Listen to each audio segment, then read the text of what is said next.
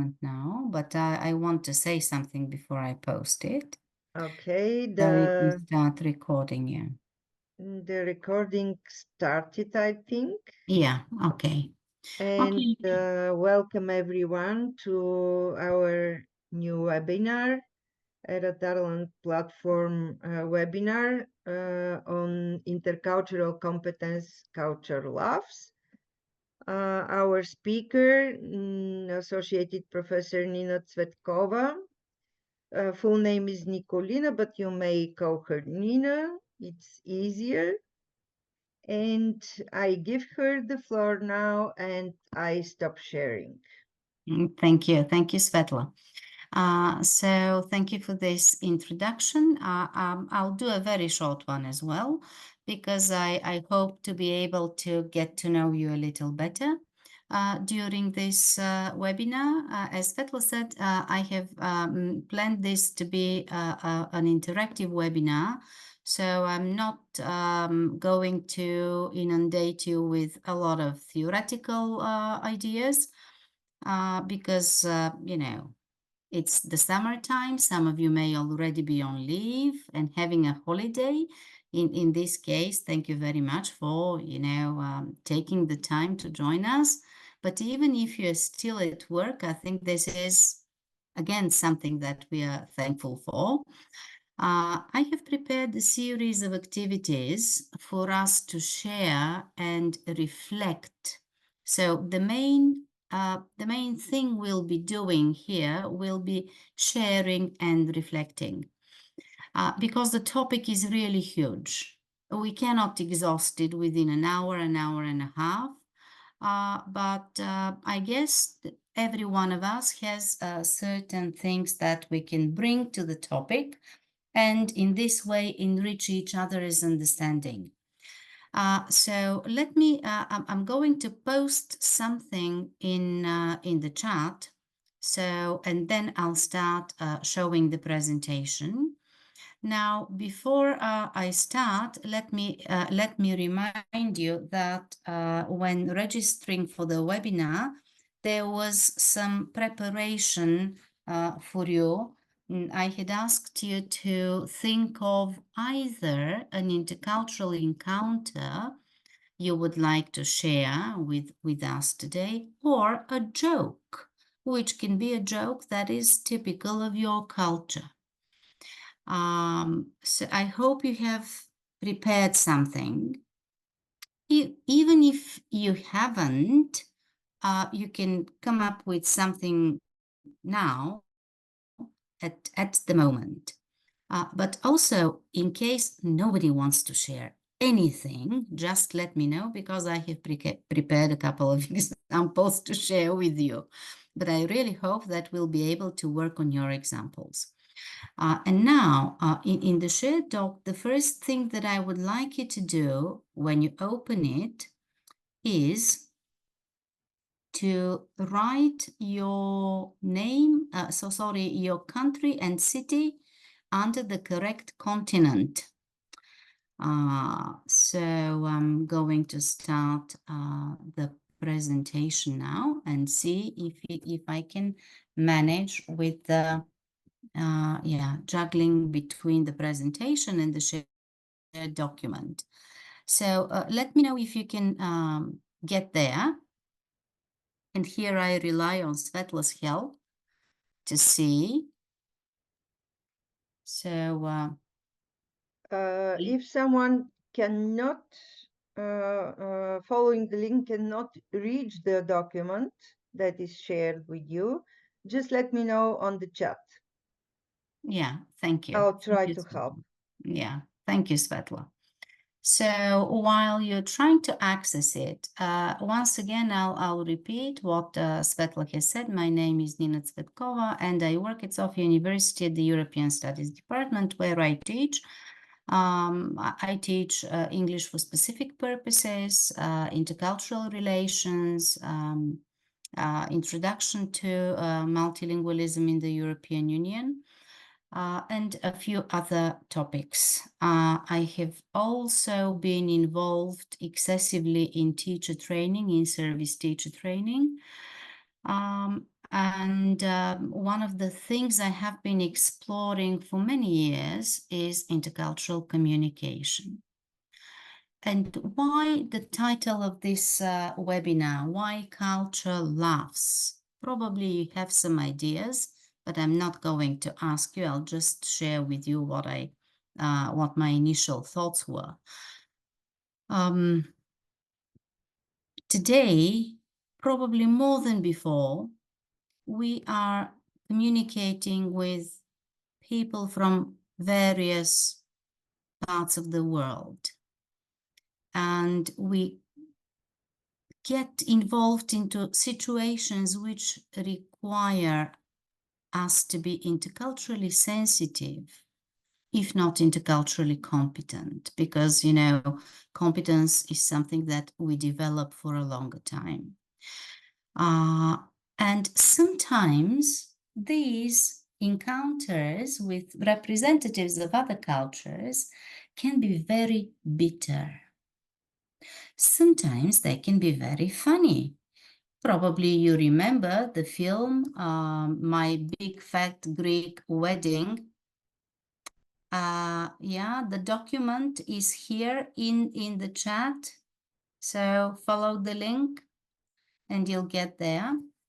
And in this film, My Big Greek Fat Wedding, or probably in a different order, the adjective, sorry.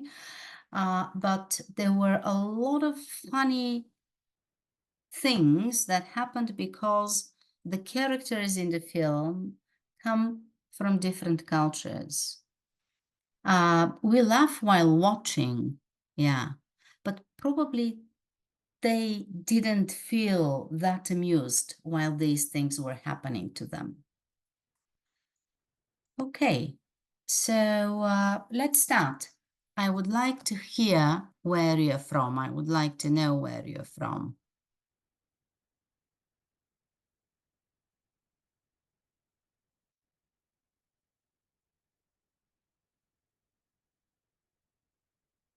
Yeah, I can see. I'll go back to the sharing. Tell me if I'm sharing the presentation or I'm sharing the document. Presentation. The presentation, good, but I'm also looking at the document itself. So I can see we've got people from Asia. So good to see you here. From South America, from Europe. Nobody from Australia, nobody from North America, Africa, and Antarctica. You know that on this continent there are polar bases where scientists work. So somebody there might be willing to join us as well. If not today, some other time. Okay, very good. So, all right, good. I'll go back to the presentation.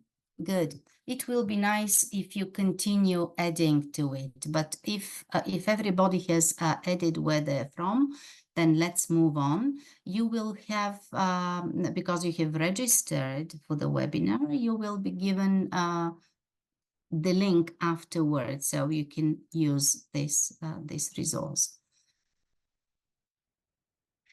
Just to briefly remind you, the aim of our webinar today is participants to engage in reflecting on their own experience of working or living in another culture, to explore the intercultural encounters they have been part of, and discuss some useful strategies in overcoming cultural barriers in our daily life and the workplace. Okay, now, what have you prepared? Now, can I ask you to tell me if you have prepared an example of either an encounter, which you consider an intercultural encounter, or a joke? Are there people who are ready to share? Can you write in the chat, are you ready to share? we don't need 30 examples. We need 2 or 3.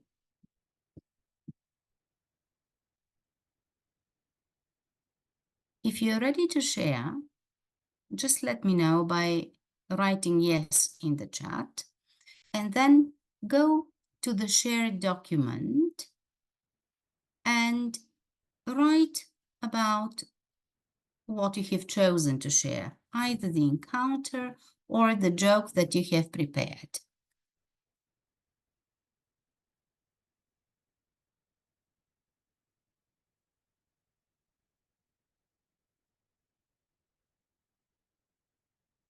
Can you let me know if you have prepared anything? Or can you think of something now?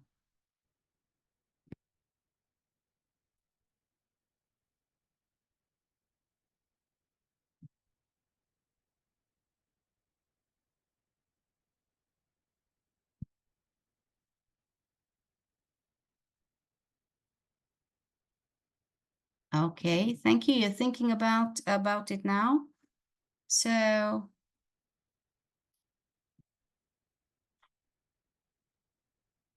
Meanwhile, I can share if you don't mind. okay, please do. You know that because we both are Bulgarian, but others may not know. We note differently for yes or no. Mm-hmm. And when I first met a person that is not Bulgarian, it was really a funny situation because I all the time was nodding like yes in a Bulgarian way, that is actually no. And the person was really struck by by my reactions. And at the end, I realized that it was wrong by myself to not introduce the Bulgarian way of nodding. And then this communication with him continued for long years, and we were always laughing at that first meeting. Yeah. Okay, so thank you. Sorry, writing in the chat as well. One of the, as I said, I had prepared 2 examples which were actually generated by some students who participated in an international seminar. That's why you will see that I've written their names, several names, because they worked in a group and had to select one of their encounters. And actually, one of the encounters they came up with was exactly the same. And I gave an example of an encounter happening at the parking lot in Bulgaria, where a Serbian family was trying to park, and they asked him, half Serbian, half Bulgarian, you know, the language that they used, can we park here? The parking attendant nodded to say, you know, yes, but they, although we are neighbors, we're very near physically to each other, geographically, I mean, they thought he was actually refusing them and started to go out of the parking lot, feeling very, you know, frustrated because obviously there were enough spaces. And then they had to continue talking and negotiating. So at the end, it was okay. But at the beginning, they felt very frustrated because they thought they were being refused, right? We can see you prefer to write in the chat rather than in the shared document. Let's see. Somebody has prepared a joke. Okay, we'll get there. One of the examples here in the chat says, welcoming a Muslim male researcher. Obviously, you're a female researcher, right? And he refused to take you by the hand, to shake hands, because he isn't allowed to touch a woman. And we just bowed to each other. How did you feel when this happened? Was there confusion?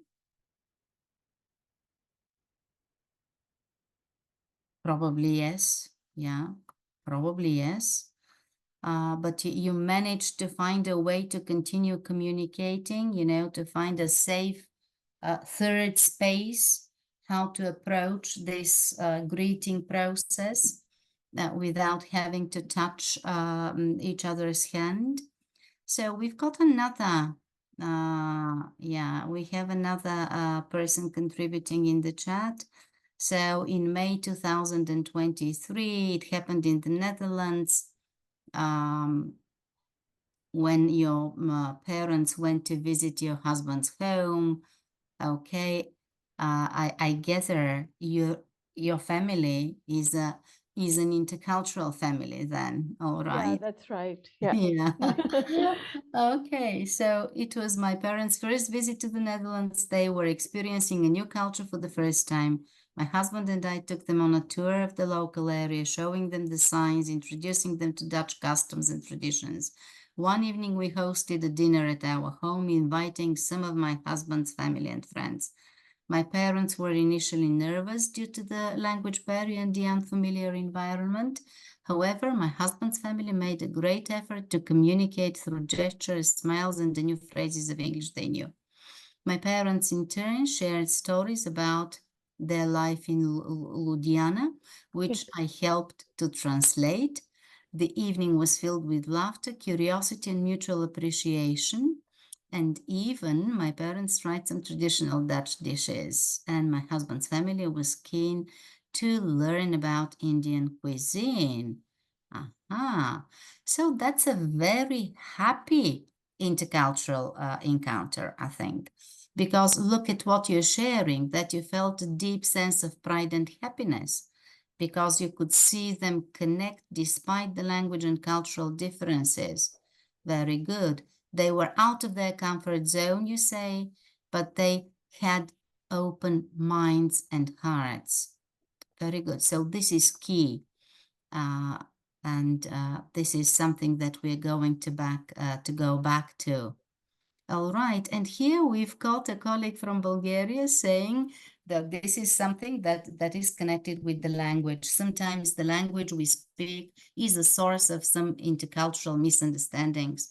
So yeah, in Bulgarian, the word ne means known, and in Greek, it means actually yes. Yeah, and having in mind that Bulgarian people like to visit Greece during the summer, I think a lot of us experience this, or at least have experienced such a misunderstanding. Now let me see what is happening to the shared doc. Yeah, have we got a joke? No, not yet. Does anyone like to contribute a joke? You can use the chat. I can see you feel more comfortable using the chat. There's no problem. Can you come up with a joke? That is, I mean, it's quite easy to understand in your own culture, but might be difficult to understand in the same way in another culture. Okay, just let me know if I need to wait. Otherwise, I can move on to the examples that I have prepared. I would suggest that you move on. Okay. Because if they have a joke, they will maybe share it later on in the chat or Yeah, we've got yeah. thank you. We've got a joke in the chat, and I would like the person who contributed to help us understand. So it's completely based on the language, right? The one with the Belgian and the French. Can you tell us? That's from me, but it's not a very nice joke for the French people. So I'm from Luxembourg. We are often making fun of the people from the neighboring countries. Yeah. So here's the question: why do the Belgians say la toilette and the French les toilettes for the toilets? Yeah. It's because in France, when you go to a public place, you always have to go to several toilets before you find one that is clean. Aha. So it's not very politically correct, I agree, but this joke has something very important to tell us. We are going to mention something in a moment. Thank you for that, for helping us understand that. All right. So can we see another here? I wore this in Ljubljana. Everyone would think I'm part of a dance troupe. My dad's struggling to balance at it, or they might think I've lost my mind. So we can arrange dance lessons. And it became a running joke for the rest of their trip. Can you help us a little bit with the background here? So for them, it's a joke, but probably not so easy for people outside this circle, right? Yeah, I think Dutch wooden clogs, they have a fame across the world. But in Punjab, we are not used to wearing these heavy wooden shoes. And the shape is Right. also quite uncomfortable and awkward. But Yeah. it's a matter of pride when you take them to Zantrishans or for the trips. Yeah. So it was very difficult because for my husband it was a sense of pride that we wear Dutch clogs, but they were really not used to such a footwear. So yeah, and I was in between, trying to balance the way they were walking awkwardly in those Dutch clogs. But yeah, we had a very hearty laugh, and yeah, seeing my mom and my dad struggle Yeah. wearing those shoes. So that was the incident. So Yeah. So because it's something on the border between an encounter and a joke, right? yeah, a Yeah. kind of.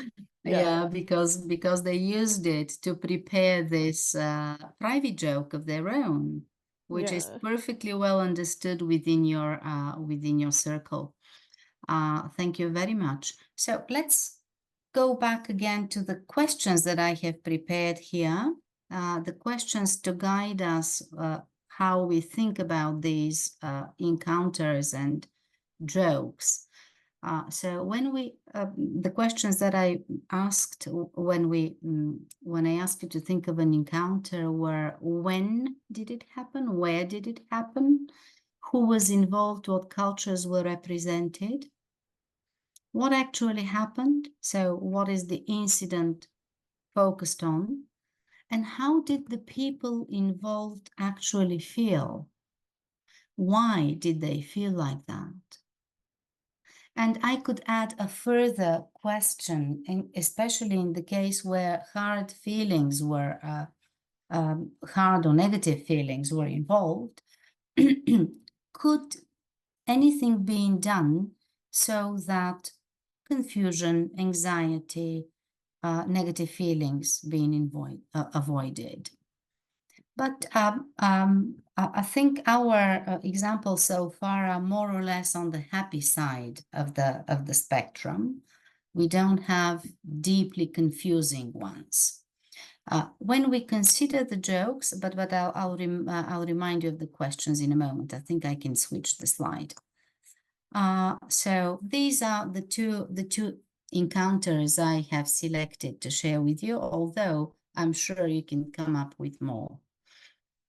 So the one that is similar to Svetla's, shaking and nodding, can be very confusing indeed. And although, as Svetla said, we know that in an international setting, we should be careful about nodding and shaking our heads, I sometimes notice myself doing it the Bulgarian way, although I'm trying not to, but this is so deeply rooted in us. This is our natural reaction. And the other example that I have prepared to share with you, it was given by one of our students. Her cousin from Canada and her boyfriend were visiting them in Slovenia. They went on a little walk to the lake. At the lake, there were also a dog and his owner, and The boyfriend started walking up to the dog, but then his girlfriend pulled his sleeve very angrily. She said, "You can't just walk to people and pet their dogs. You're not at home." And that's how the lady that contributed this encounter found out that in Canada, at least where they lived, it is totally acceptable to come up to random people and pet their dogs without asking for consent first, or at least asking if the dog is aggressive. Of course, we can go further unpacking this intercultural incident because probably people feel safe there. Probably aggressive dogs are not taken, for walks. There are lots of other things that underlie this incident we have to find more about in order to fully appreciate it. But the thing is that it happened at the home culture of one of these people. So the cousin, she was mad with her boyfriend, and the boyfriend felt embarrassed because he reacted in a way that was considered inappropriate for them. So sometimes when something happens where we are at home in a culture, in an environment that we know well, we forget that other people may have a totally different viewpoint, and their reactions are not something to be angry about and not something to shout at them for, as is the case here, but just they react this way because this is natural for where they come from, for the culture that they represent. And it's the same when we when we meet professionally, isn't it? So we can think of more examples probably connected with the way that people take part in seminars. Have you noticed different patterns of, for example, taking the floor?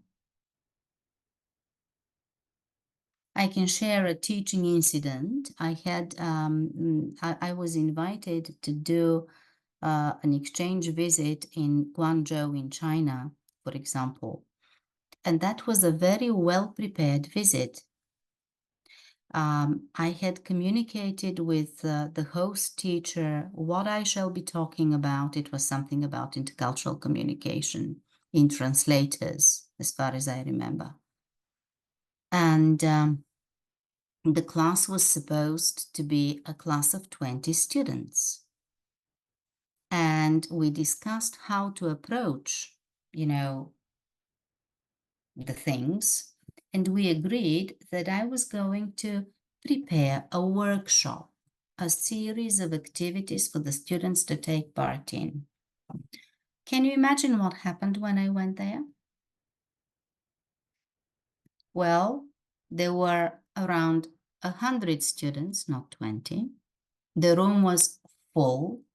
The seating wasn't in any way helping to do a workshop. The only thing I could do comfortably, comfortably enough for me and for them, was to give them a lecture. Well, I tried to do the workshop thing, but after the second question, it turned out that the students were not going to participate, and I had to, to turn into a lecture mode, which I, luckily, it wasn't a problem. I had prepared a very detailed presentation with enough slides and information. But the thing is that then I started learning more about these, and I also did some observation in other classes, and I found out that despite the fact that the teacher had promised the students were going to be active in class. Actually, this is not very typical of Chinese learning culture, academic culture. And it is not so that they don't so easily and readily interact with teachers because of a number of assumptions and modes of behavior they're used to. But anyway, I felt surprised because it was contrary to what we had agreed on. He could have easily told me, prepare a lecture, and I would have been happy, So I was surprised. I wasn't shocked. I wasn't embarrassed, but still I didn't feel at ease, because I had spent time to prepare a workshop. So this is probably you also have a lot of such examples from your own experience. Now, can I ask whether any of you are not at home now, whether you are in another culture? Visiting for work probably, or because of personal reasons? Apart from the colleague who is from Punjab, I think, yeah?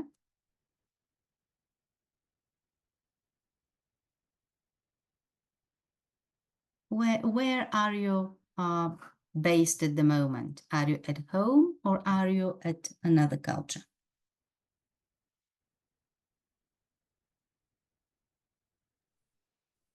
Shall we write, or can I just comment on your Oh, question? you can, yeah, we're not so many people, so you can take the floor and say, yeah. Yeah, since I'm also a trainer, sometimes it's nice when somebody else is talking. So I'm not in home.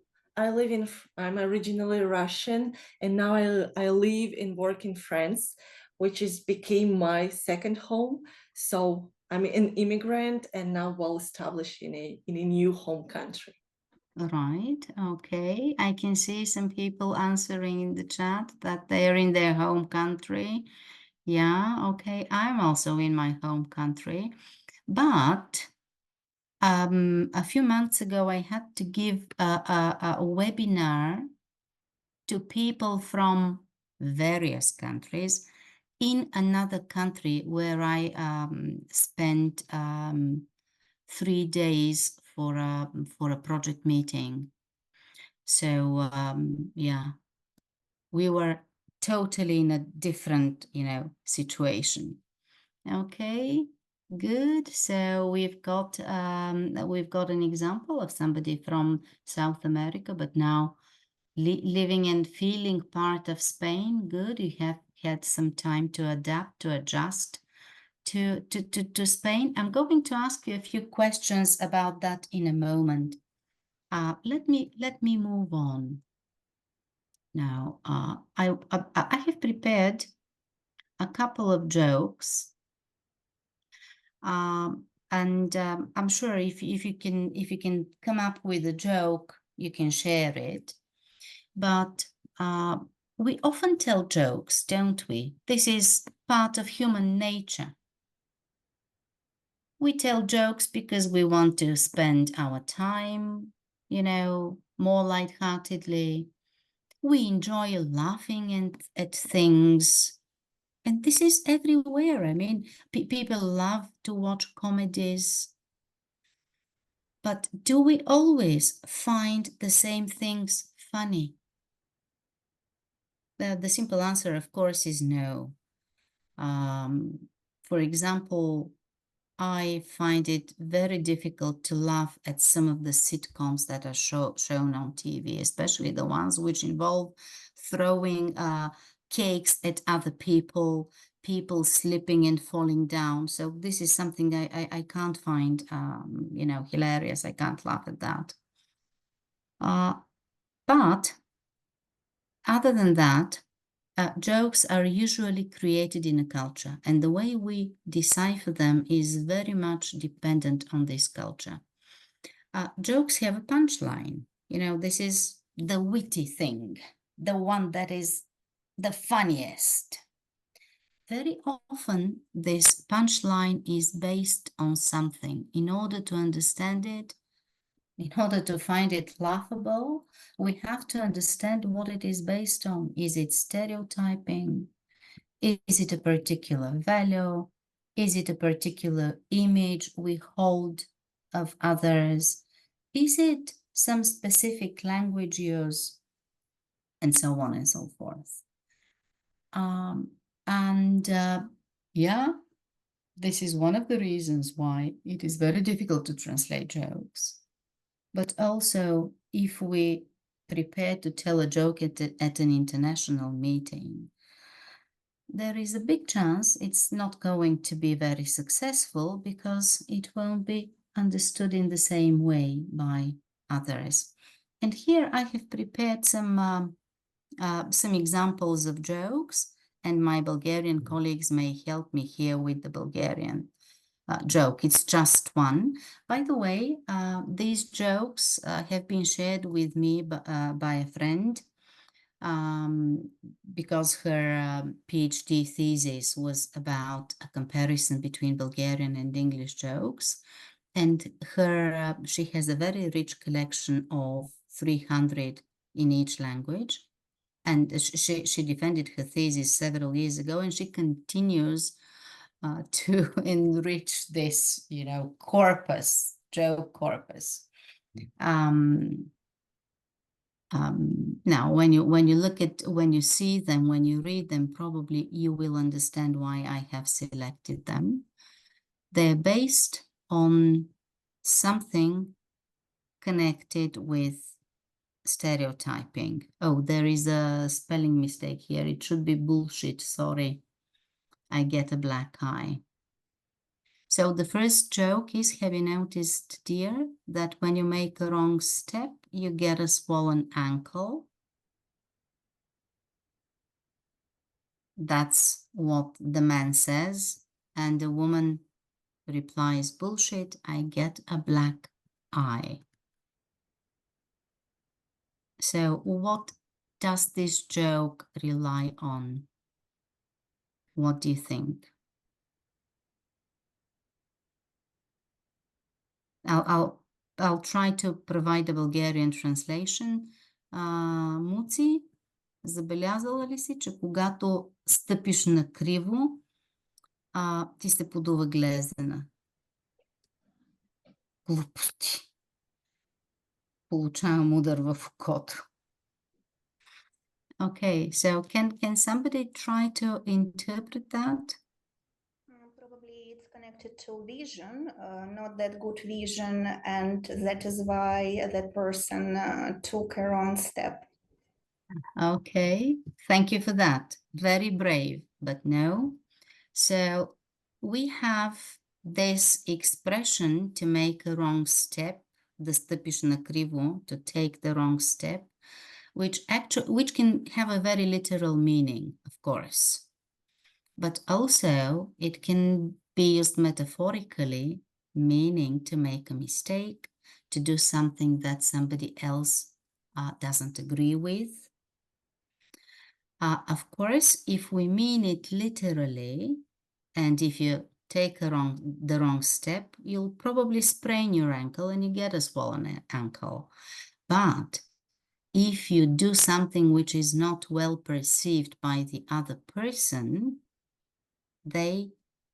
what do you get? You get a smack in the face and you get a black eye, right? So, and because this is something exchanged between a husband and wife or two lovers, boyfriend, girlfriend, the essence of the joke also tells us something about a stereotypical idea about the relationships between men and women, right? So in a Bulgarian context, probably you wouldn't have to explain at length like I did. It would be taken much more easily. Let's take a look at the English ones. Excuse me, does it mean that in Bulgaria, women can, by fighting with the men, receive in their eyes abuse or on the face? Of course, this is an overgeneralization. We From can't say cities that where- all men beat women. Of course not.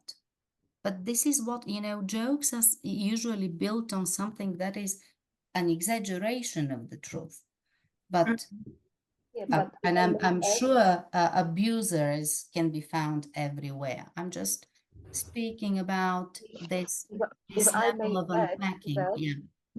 if I Because may, by the statistic usually that is between men in some cultures, exactly that. yeah, it's about maybe more patriarchic, still patriarchy mindset in special culture, you know, Yeah, in that certain woman is circles. expected to behave in certain way, you Mm. know, and if she does something else, so she will be like punished for that. So it's Yeah. it's still like the signal about still very patriarchic concept that Yeah. is generally perceived or generally, let's say, still alive in certain cultures. Quite Yeah. interesting, but in Germany, where I'm currently, it's a very high rate for Europe for women abuse, domestic violence. Really. Very surprising, but I see aggressiveness is very high here, and for women, of course, even harder. So what we are saying here is, but by the way, I have used this corpus, my friend's corpus. And the reason why I chose these jokes is not that I enjoy them myself, but because they show some in a drastic way, some of the things we may find funny. And I totally agree that it poses a question about abuse, about the way we think about abuse, and is it okay to joke about abuse? Probably this is something to address further. If we look at the English ones, so again, it's about relationships between men and women, but it's not so overtly focused on abuse, as you mentioned. My ex-wife still misses me, which of course we can understand in two different ways. Misses me like when I'm away, she wants to be with me, and misses me because she has taken a gun and is aiming at me.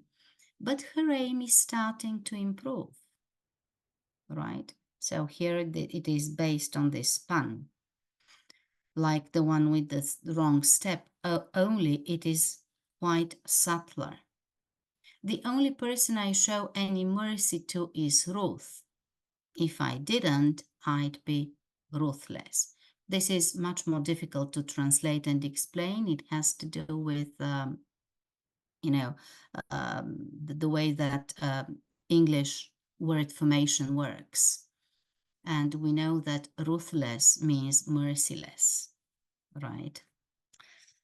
Okay, so the first pun is based, the first joke, the Bulgarian joke, actually is based on stereotyping and also on language use. But the second and the third, the English ones, are much more based on language use, right? And not so much on stereotyping, although the first one, I mean, we can draw a parallel between these. Okay, probably you would like to share a joke of your own now. Would you like to do so?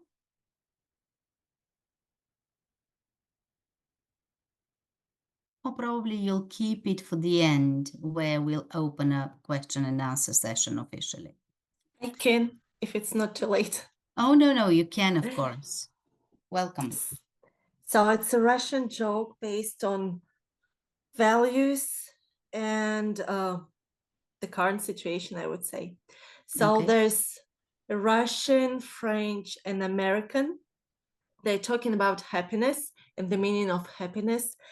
And the American says, happiness for me is when I'm sitting in my villa, peacefully drinking whiskey, admiring the ocean, and enjoying, my yacht.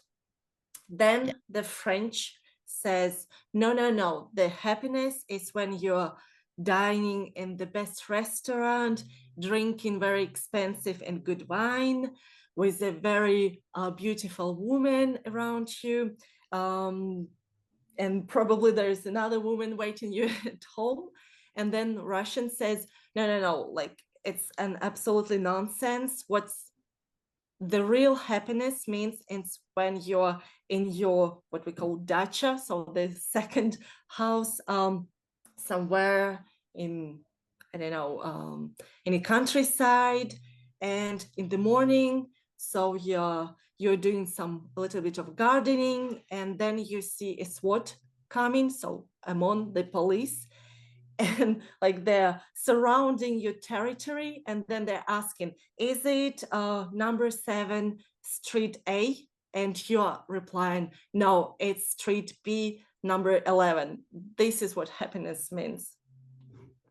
Okay, good. So to be able to tell them that they're in the wrong place, right? This is not the place where they're. Yes, exactly. Yeah. So when the government or the police are Yeah. then when they're not looking for you, this is the happiness according to the Russian. Yeah. So thank you for that, Joe. Yeah. So it's good. I mean, as I say, it's only human. We try to laugh with, but what we laugh on when we start unpacking it,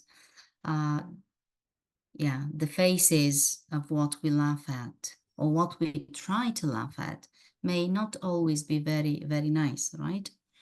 So let's continue talking a little bit about the difficulty of intercultural encounters and jokes as a way of communicating across cultures. There are more ways than, there are more reasons for these to happen and for intercultural communication to be difficult to achieve. But one of the reasons is that we have stereotypes of both who we are and who the others are. So what are stereotypes? According to the theory, stereotypes consist basically of shared beliefs or thoughts about a particular human group, usually in terms of behavior or habits. And the objective of a stereotype is to simplify the reality, to reduce, the complexity of what humans are to something, smaller. They are like that. Of course, stereotypes may be negative and positive. It is very often the case that we have positive stereotypes about our own cultural group.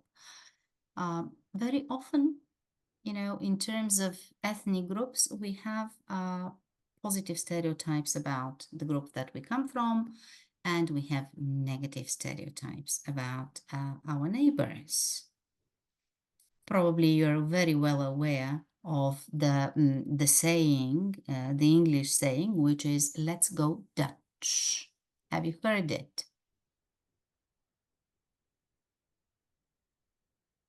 Do you know what it implies? It is used when people go somewhere. I mean, they go out. Drinking. Yeah, they buy something to drink, and this is a way of negotiation who pays for the drinks. So let's go Dutch means we order and each one pays. But the underlying meaning is that the Dutch are stingy. They don't want to treat other people. Well, in my personal experience, I've met such generous Dutch people. You can't imagine. I mean, the ones that I've communicated with have been so nice to everyone around. So I don't associate the Dutch with that particular human trait. But historically, the British Empire and the Dutch had a lot of wars. They had some fights over territories, you know, trade and so on and so forth. And it is very curious to learn that actually in the Dutch language there is a similar expression about the English, but reverse, according to which the English are not generous. Or if we come to a more Balkan, you know, where we are, to the Balkans, so we Bulgarians, and this is something that we teach the children because it's part of the, you know, it's part of, well, part of sayings, proverbs, some folk tales and so on. We think of ourselves as very hardworking. And our neighbors, like the Greeks and the Turks, very lazy. Yeah. Okay. So probably you can give further expressions. I'll give you the floor in a moment.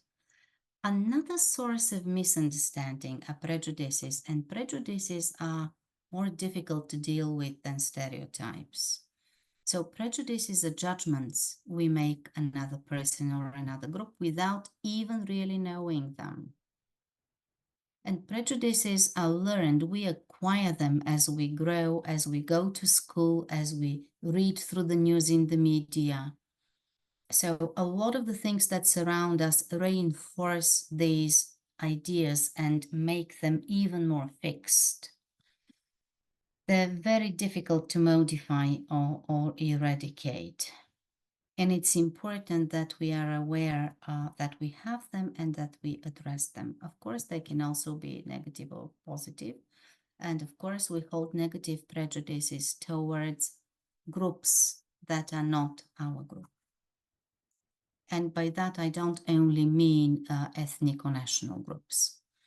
And the third reason is that culture by nature is ethnocentric. What does this mean?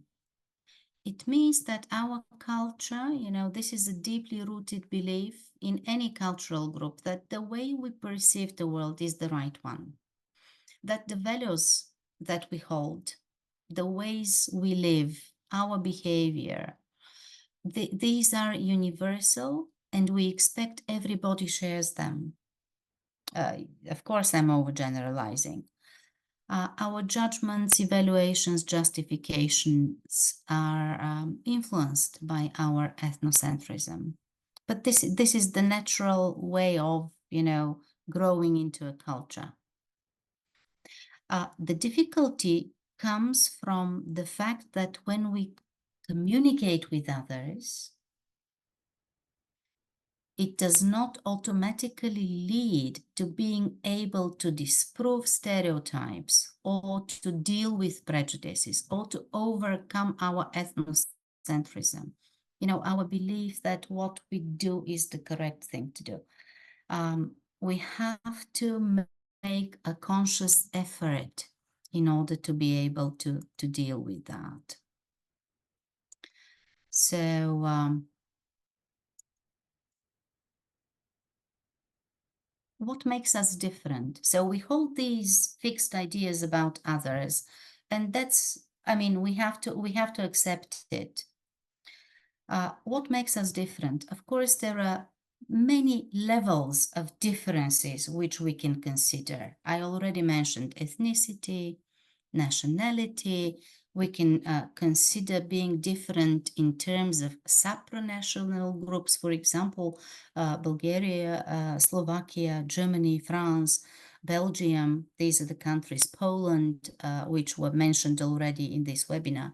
We are part of the European Union, and in certain contexts, we feel European. We don't necessarily feel Bulgarian, Belgian, Greek, or something, especially when we are, for example, in South America. We can be different in terms of profession. I'm sure that, the way that scientists dealing with nature would behave differently from social scientists or from people working in the field of computers and IT. So our differences can be so many, and they can touch on so many different levels, that this makes the task of being interculturally competent even more complex. Let me try to put this into 3 big groups. What is it that makes us different? We hold different beliefs, even about simple things. For example, what is suitable to eat and what is not suitable to eat. I'll give you a very drastic example with a dog. You know that there are certain cultures where a dog is considered food. In our culture, more European cultures, a dog is a pet, a nice cuddly thing. Also, polite behavior is also connected with our set of beliefs. If we go back to the beginning and your example about the male scientist not being willing to shake your hand, so you may feel very insulted by that. If you do not accept that this is, these are cultural differences. On a different level, we share different values. What is important in our lives? What we can value honesty more than politeness, for example. And this is, by the way, encoded in the languages. And for example, Bulgarian and English, they're so different in the level of politeness that is revealed in the language and the way that this is shown. I can share here, probably I've shared it before, Svetla, but once when I was working on an international team, a colleague of mine, we use English to communicate, but a colleague of mine, her first foreign language was French. She's very good at French. She's very good at Russian. She had never studied English.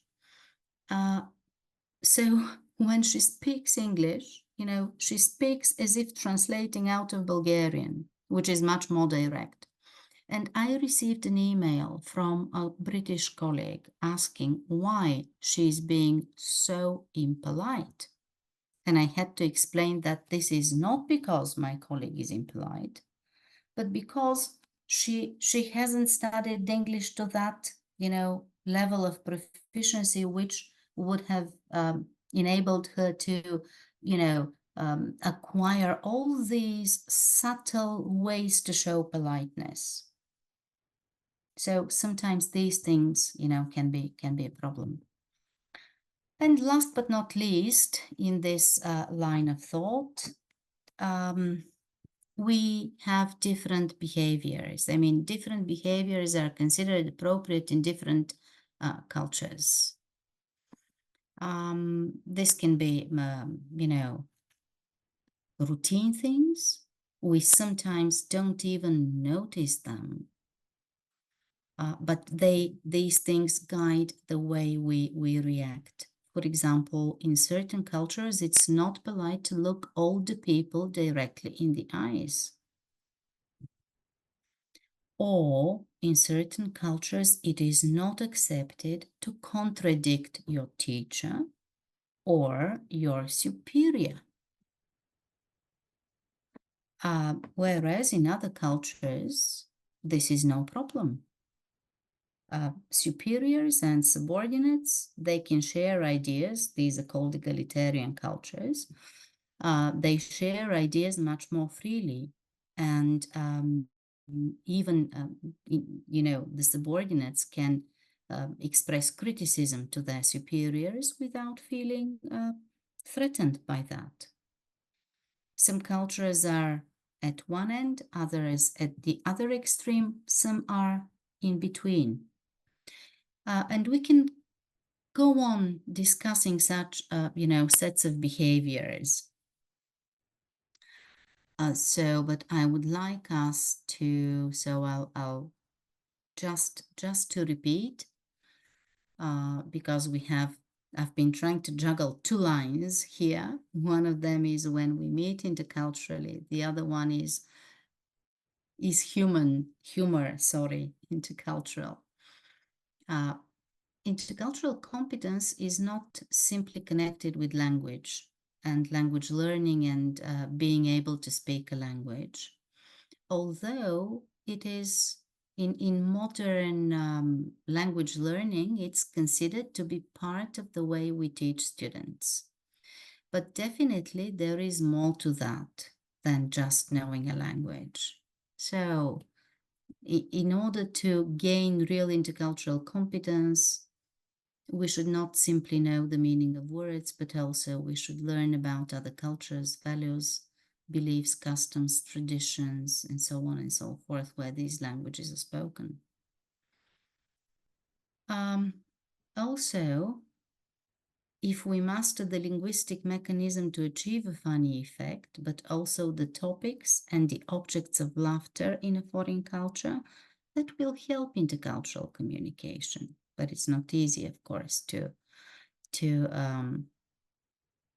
master.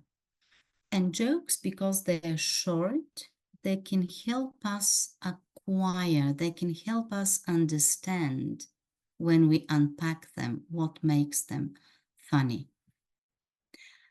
All right, so I just want to give you an example here with my friend's dissertation, because when she gathered her corpus, she also did some statistical analysis of that.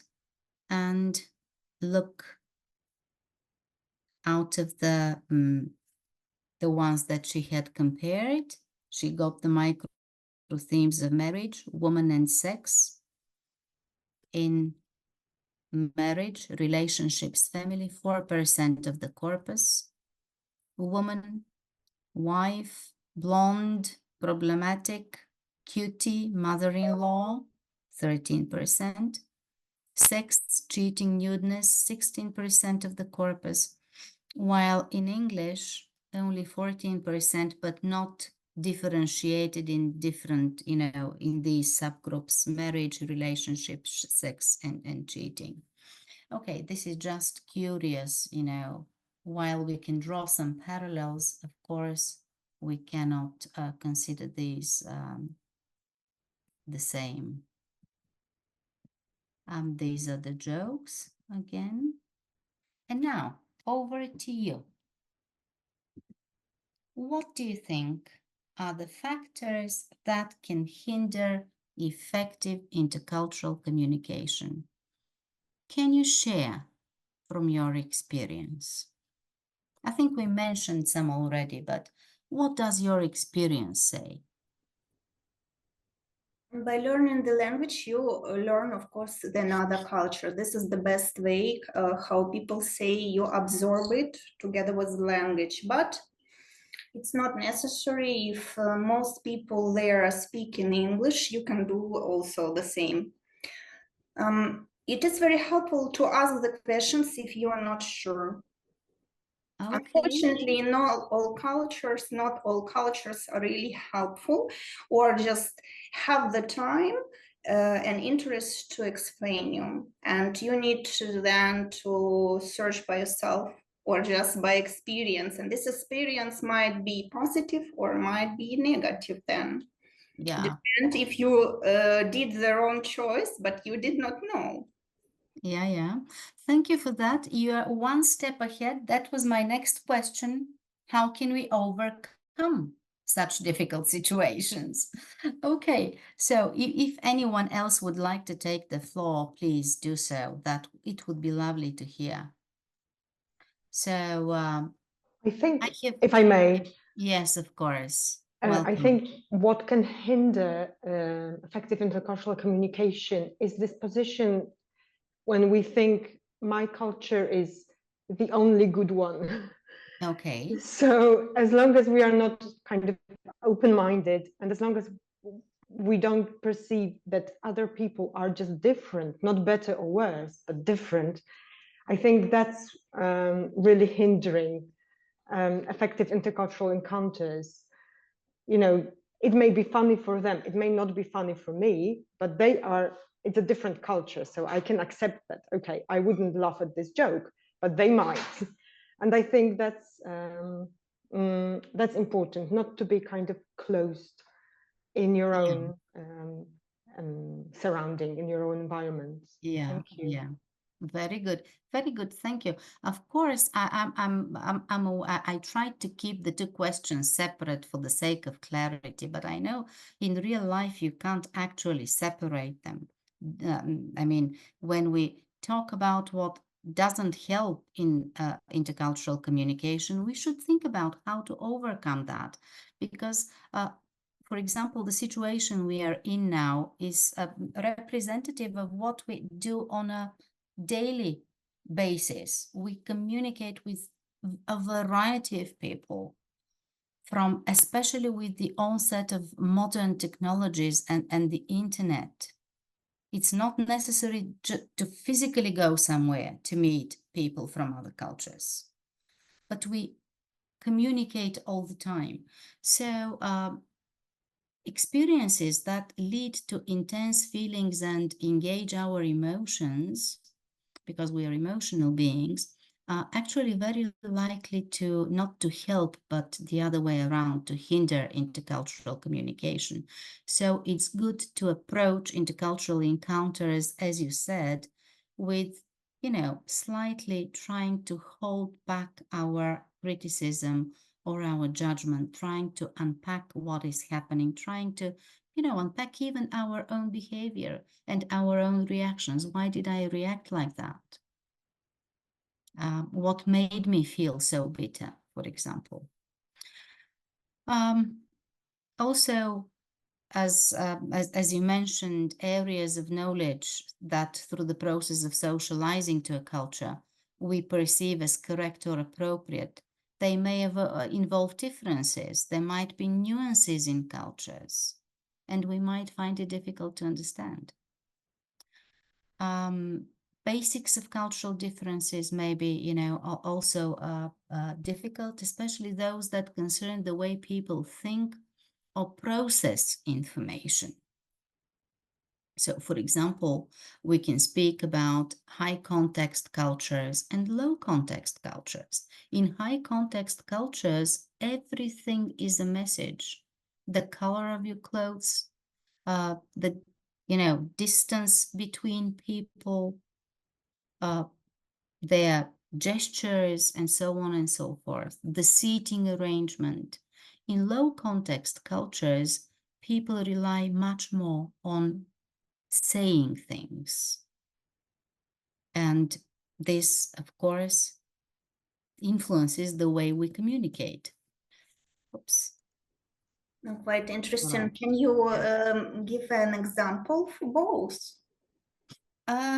Well, for example, I'm going to go back to my Chinese example. When we went there, we were treated by a vice president of the university, I believe, and he was when he was, I mean, we were treated with different things, but the first dish was a fish. And he was given the head of the fish as a gesture, as a sign that he was considered, you know, high in the hierarchy there.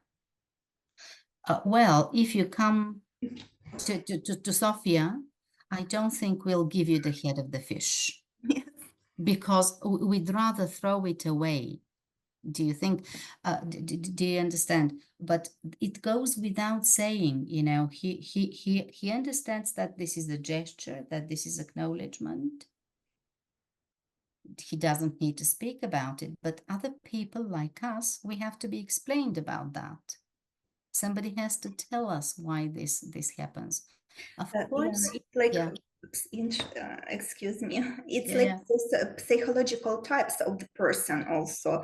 We have the type of people who would like to hear, and it's very important source of information. The other would like to see, And it's also based on the psychology, and it's scientific, completely strong, yeah, and existing. And Differentiation, I totally agree with that. Also, there are people who like to touch, others for whom the sense of smell or the sense of taste is very important. Yes, that's why it's so different, it's so difficult, and that's why it's so beautiful after all, if you ask me, because it helps, you know, when we start thinking about it, and when we start unpacking what is happening, we learn a lot about ourselves and about the others. Going further down the line, attitudes to hierarchy, attitudes to initiative taking may be different in different cultures. The sense of personal space. Have you noticed how close people are to one another? Here on the Balkans and in Italy, I've been told, I haven't been lately to Italy, people feel okay when they stand close to each other. But have you noticed at gatherings, social gatherings, international ones, when you try to move closer to somebody and they, you know, move back because they feel you're invading their personal space. So this is also something very typical of culture. Sometimes the English culture is referred to as the one arm distance. So don't go nearer than enough to the person you're talking to, because that's, you know, you're invading their space. While here in Bulgaria, I think it's so, although things are changing, you know, cultures are changing due to globalization and these intensive contacts. Approaches to giving and accepting criticism can be different. And we can continue with more examples if you would like to give more of your own. And because that's of course not an exhaustive list. And now let me see if there is something new here. Okay, so we've got an example of a joke here. The Italians joking about the Germans, right? The joke is based on a stereotype.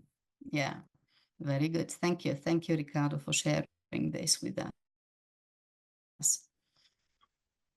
All right. And my final question was, how can we make the best of your current stay abroad, if you are abroad, or if you're planning to take one?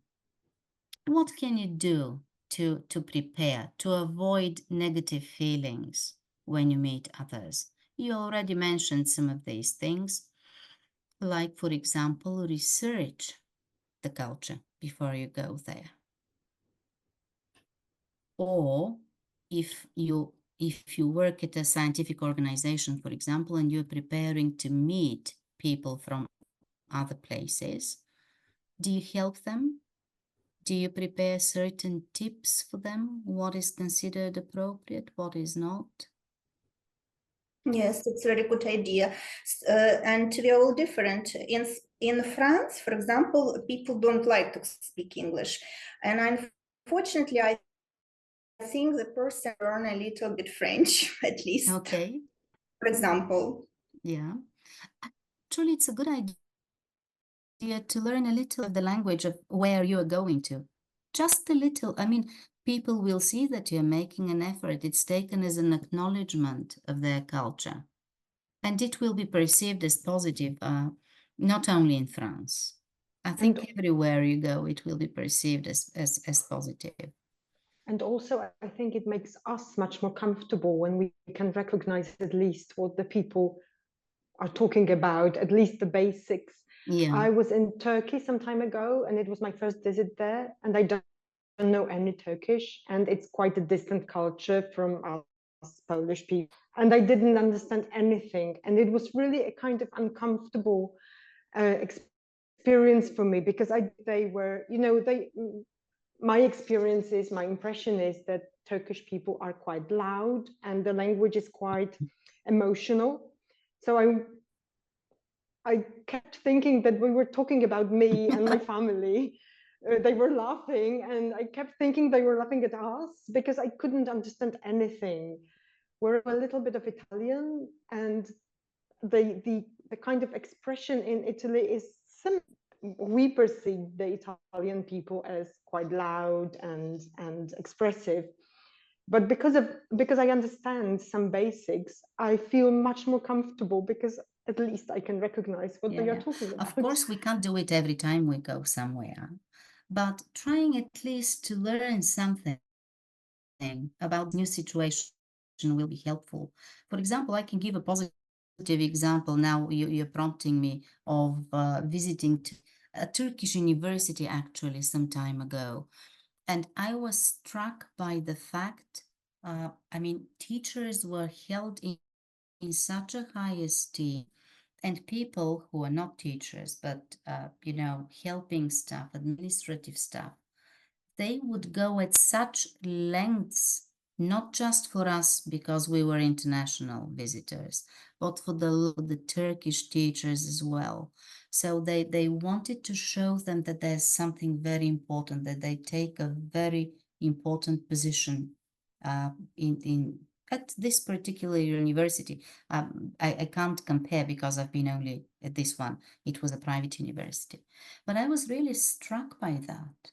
You don't necessarily see that. And that was a positive surprise. Yeah. For example, every semester I have a couple of Erasmus students, and something that I think we should tell the Erasmus students, we sometimes forget to warn them, is, for example, that the timetable at Sofia University starts from the dot. I mean, the hour from 3 to 5, from 9 to 11. And actually, and when you look at the timetable, it looks as if we don't have any break between the classes. Well, actually, it's normal for classes to start at 1:15 something, 9:15, 11:15, and so on and so forth. And this semester, I had a Japanese student. And I had to tell her specifically, although she had spent already the first semester at Sofia University, but nobody had told her she doesn't have to come on the dot, but 10 to 15 minutes after that is the normal time for starting. And she had always appeared on time, you know, on this stipulated time, and always waited for the others to appear. So we can think about such useful small tips to help other people feel at ease. Of course, we cannot think of all the situations they're going to encounter, but or we are going to encounter when we visit somewhere or when we communicate. But as you suggested already, if we manage to keep a distance, I mean, conceptual distance from what is happening and what we are, in order to, you know, evaluate the situation, it will be really more helpful rather than saying this is impossible, this is crazy, you shouldn't behave like that, or these people are totally intolerable, to such an extreme, and actually raise the level of negativity. And here I'm going to stop. I'm going to invite you to ask any questions or share anything that you were prompted to before we finish. If I may, I would like to share my working experience based on what you just said, Nicolina. Actually, we as a EURAXESS Center, we are BHO, but also we serve as a service center for incoming researchers to Slovakia. Right. And one of my experience, because I wasn't aware about this high social status of Turkish academic workers like professors or teachers, actually. So there was the lady, experienced researcher in Slovakia on a study stay or research stay supported from a national grant. And because the cooperation was very good, so they, Slovak University invited the lady researcher again for some, let's say, few months research stuff. Say, and they approached us regarding information or advice on entry and visa, procedure. And because I wasn't aware of that social status, and there was not exact information about one thing, so I provided some regular advice how to proceed, involving applying for a national visa, because Turkey is a country that needs visa to enter Schengen and Slovakia. And she was so angry. I received so angry answer from her because she said, "How don't you know?" Well, not exactly, but just paraphrase that. How it is possible you don't know that I own a green passport? I'm an experienced researcher, So she expected me that because she was already experienced researcher, like with more than 20 years of experience, that I would automatically know that she owns green passport, which allows her to enter Schengen area and European country without applying for national or Schengen visa. So, and it was very strange for me because this was I was wow, though I checked that. And of course, people who own that, or they are owners of this green passport. So they have a lot of benefits when entering or traveling abroad also to Europe. But she expected me to know that as a automatic thing because she was an experienced person. But I actually lacked that information, and then it didn't even occur to me that she can be in a special position, for example. It goes both ways. What you're saying actually proves that, anybody, I mean, like you, me, anyone else, we come with the baggage that we have. And very often we forget that this is not the only thing, the only way, and that other people might not know about it, right? And this is when we forget about this need to decenter, to step away, we are more likely to get involved in problematic situations in terms of human relations and, emotional reactions, mainly. I'm speaking about that, not other things. So thank you, Sylvia. That was a very interesting thing to share. Anyone else? If I can. Yes, Elena. Yeah. Okay. Thank you so much for invitation. First of all, I have enjoyed our time together and these subjects, and of course, I experienced that on myself by traveling for work and for visiting many countries. I was on Antarctica as well, and I know which scientists are there. There are a few, unfortunately, only a few. But at the moment, because of the war situation in Ukraine, I'm in Germany, and unfortunately, I need the help here. Why? Sort of like these difficulties, what we are facing, I used here.